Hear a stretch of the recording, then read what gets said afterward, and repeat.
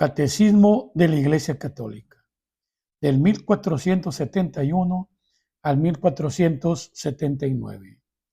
Las indulgencias. La doctrina y la práctica de las indulgencias en la Iglesia están estrechamente ligadas a los efectos del sacramento de la penitencia. ¿Qué son las indulgencias? La indulgencia es la remisión ante Dios de la pena temporal por los pecados ya perdonados en cuanto a la culpa, que un fiel, dispuesto y cumpliendo determinadas condiciones, consigue por mediación de la Iglesia, la cual, como administradora de la redención, distribuye y aplica con autoridad el tesoro de las santificaciones de Cristo y de los santos. Las indulgencias es parcial o plenaria, según libere de la pena temporal debida por los pecados en parte o totalmente. Todo fiel puede lucrar para sí mismo o aplicar por los difuntos. A manera de sufragio, la indulgencia, tantas parciales como plenarias. La pena del pecado. Para entender esta doctrina y esta práctica de la Iglesia, es preciso recordar que el pecado tiene una doble consecuencia. El pecado grave nos priva de la comunión con Dios y por ello nos hace incapaces de la vida eterna, cuya privación se llama la pena eterna del pecado.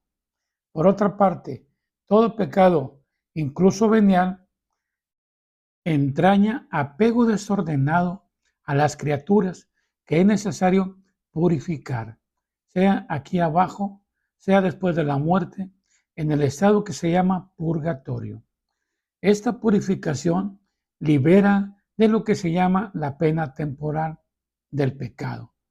Estas dos penas no deben ser concebidas como una especie de venganza infligida por Dios desde el exterior, sino como algo que brota de la naturaleza misma del pecado, una conversión que procede de una ferviente caridad que puede llegar a la total purificación del pecador, de modo que no subsistirá ninguna pena.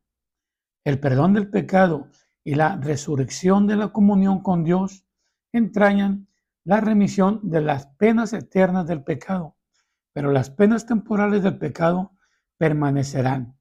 El cristiano debe esforzarse soportando pacientemente los sufrimientos y las pruebas de toda clase y, llegado el día, enfrentándose serenamente con la muerte, por aceptar como una gracia estas penas temporales del pecado.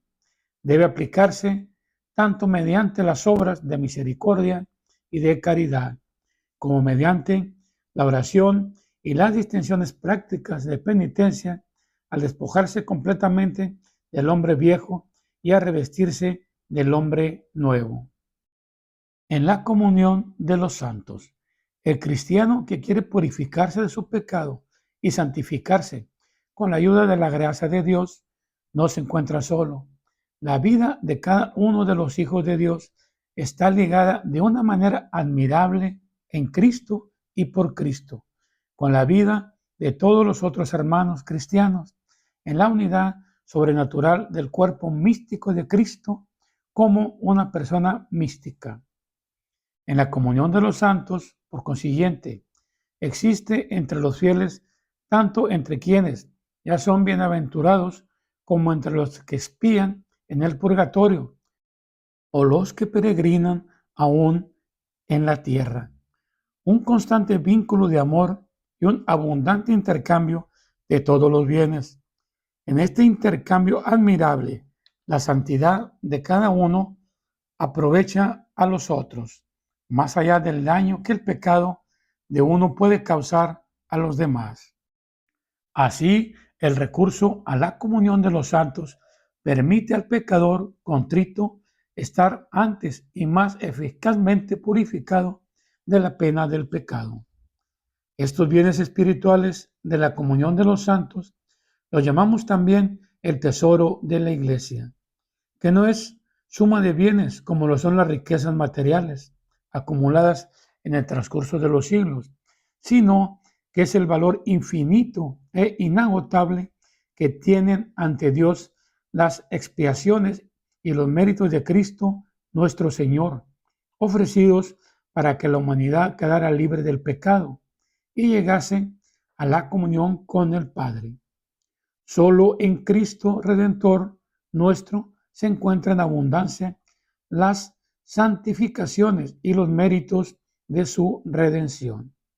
Pertenecen igualmente a este tesoro el precio verdaderamente inmenso, inconmensurable y siempre nuevo que tiene ante Dios las oraciones y las buenas obras de la bienaventurada Virgen María y de todos los santos que se santificaron por la gracia de Cristo, siguiendo sus pasos y realizaron una obra agradable al Padre, de manera que trabajando en su propia salvación, cooperaron igualmente a la salvación de sus hermanos en la unidad del cuerpo místico.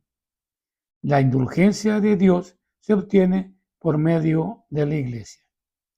Las indulgencias se obtienen por la Iglesia, que en virtud del poder de atar y desatar que fue conseguido por Cristo Jesús, interviene en favor de un cristiano y le abre el tesoro de los méritos de Cristo y de los santos para obtener del Padre de la misericordia la remisión de las penas temporales debidas por sus pecados.